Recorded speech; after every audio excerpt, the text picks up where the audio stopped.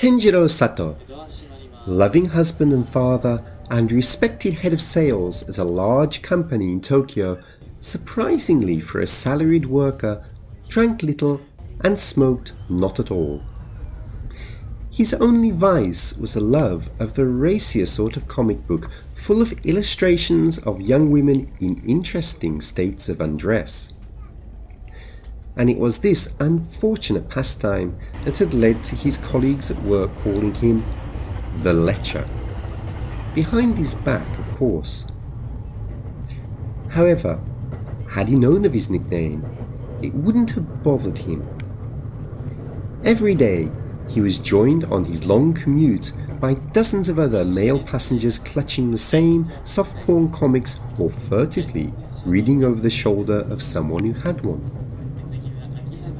The best that could be said of his habit then was that he didn't let his tongue hang out or dribble while lost in his favourite reading material.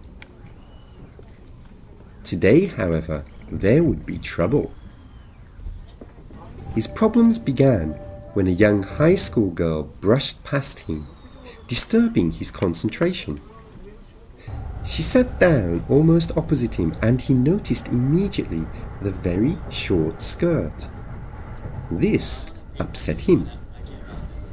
Despite his dubious choice of reading matter, Kenjiro was at heart a family man, and he knew that if his Ayaka came home from school dressed like that, well, she'd get a clip round the ear and no mistake.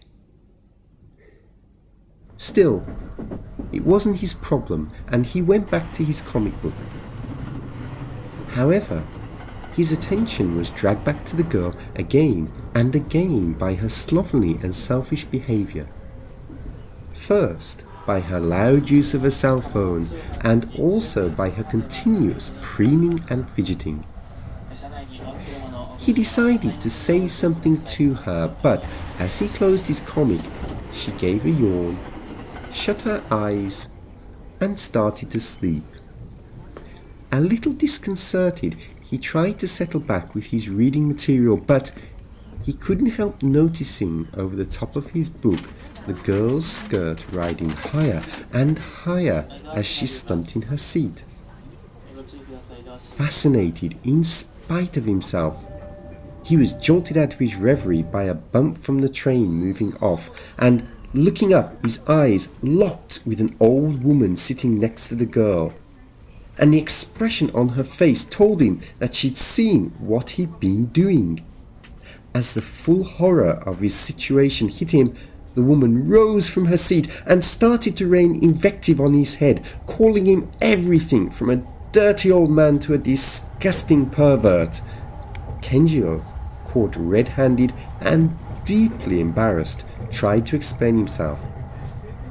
This seemed to infuriate the old harridan even more, and she took up her handbag and set about his head with it until, cowed and humiliated, he made a hasty exit from the train, the woman's cackling laugh urging him on his way.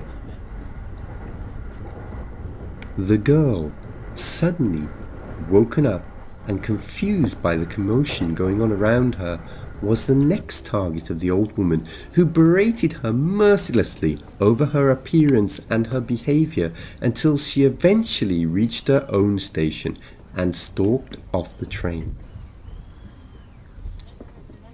In the quiet of her departure, the girl, shocked and subdued, held her head in her hands. After a few seconds, a young man with a large grin on his face moved across next to her. There was no one else in the carriage. Suddenly, the girl looked up smiling. Her boyfriend gave her a brief flash of Kenjiro's wallet, and they both burst out laughing and congratulated themselves mightily.